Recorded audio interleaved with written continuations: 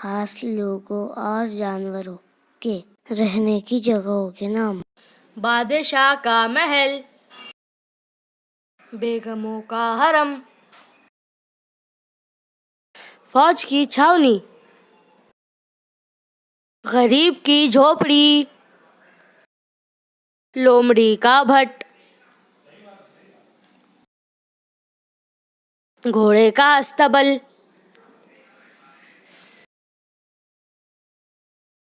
ऋषि का आश्रम, परिंदों का घोंसला, सूफी का हुजरा, फकीर का तकिया,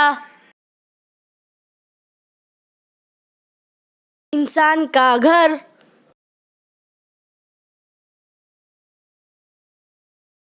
शेर की कछार, चूहे का बिल, सांप की बांबी। आइए इसे दोहराते हैं।